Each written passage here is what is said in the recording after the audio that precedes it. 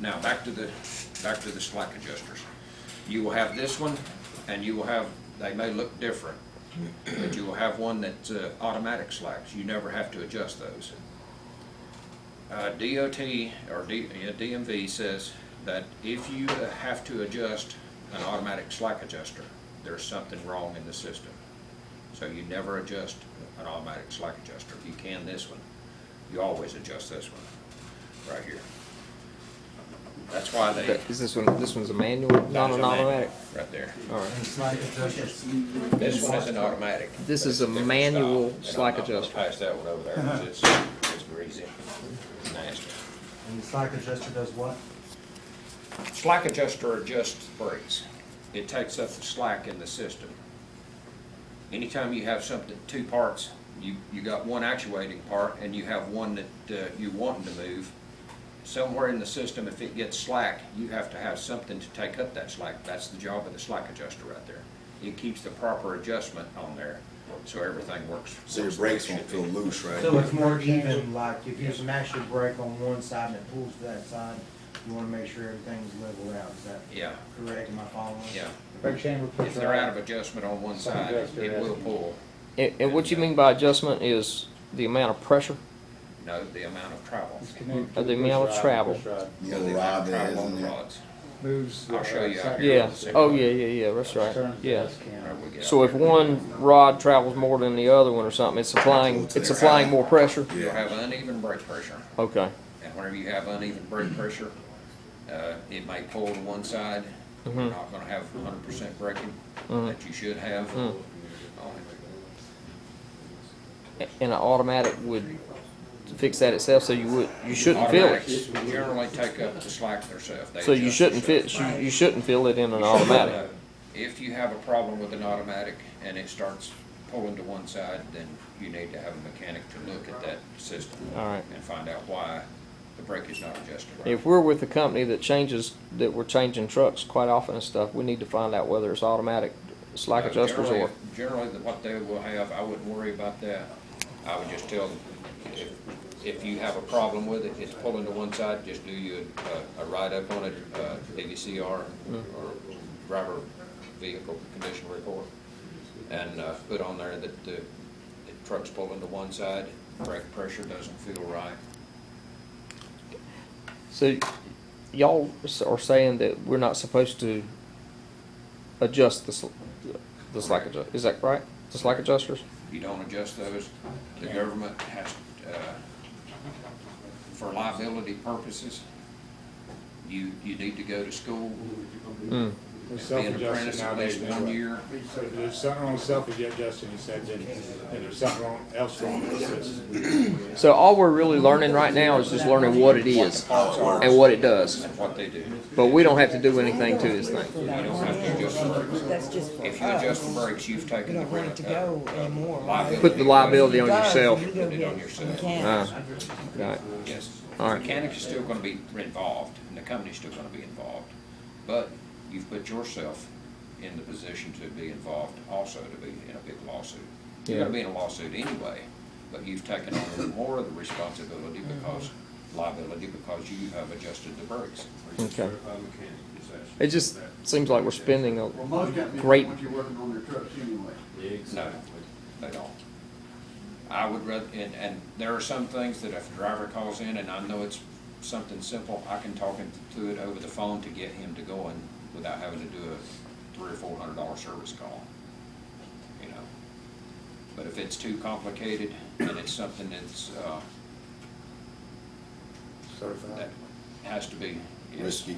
Like replacing an O-ring or something I'll like that. send someone out. Kind of simple. But a Some good of rule of these, thumb is you never work on your own truck. yeah, I wouldn't work on your own truck.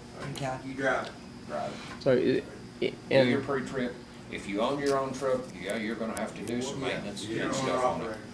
But I would actually, try to take a course on brakes, learn all the proper brake systems and everything before you ever start working on those brakes.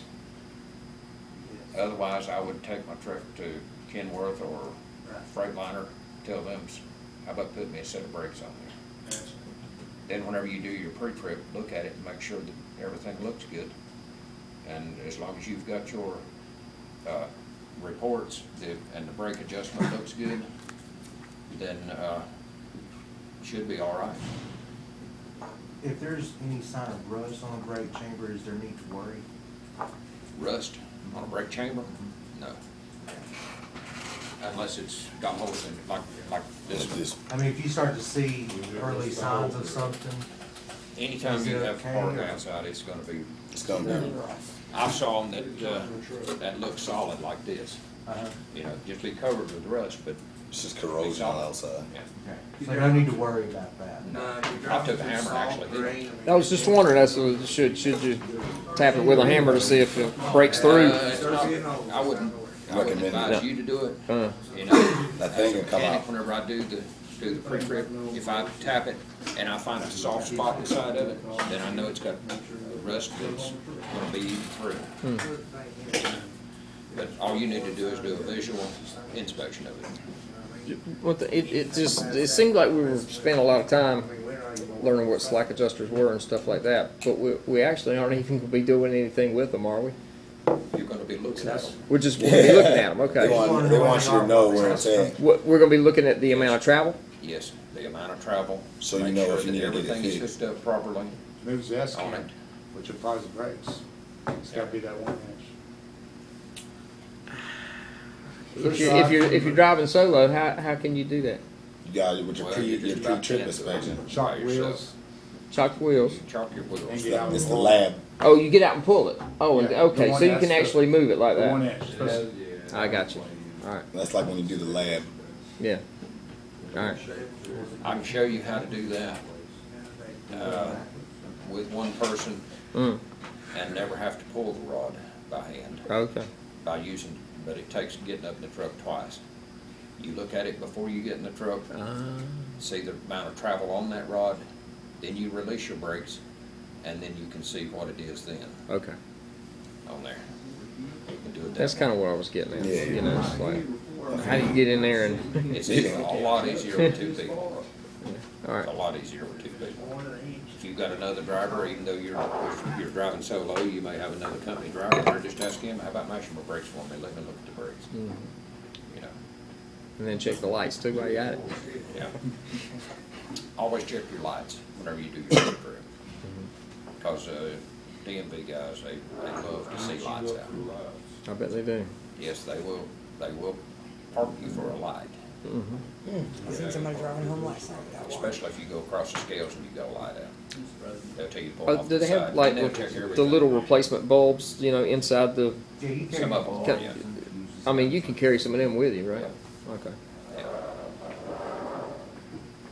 But, lights, they may let you fix that light, they may not, it's just according to how mad he's mad at you, Really? you know, yeah. If he's had a bad day, and, the driver that went across the scales, or he stopped in front of you, may have really made him mad, Mm. and he's still hot whenever you pull up. And, That's when you're gonna talk to him.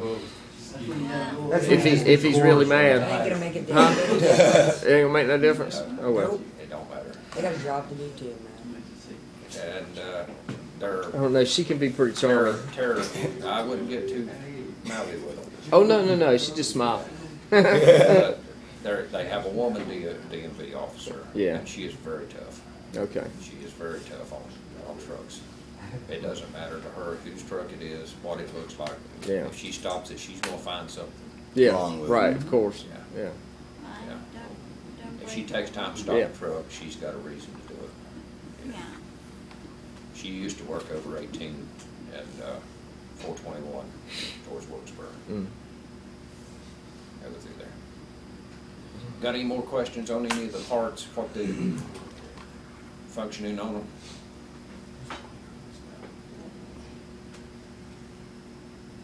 There are some valves on there. The only one that I'm gonna go over is quick release valve.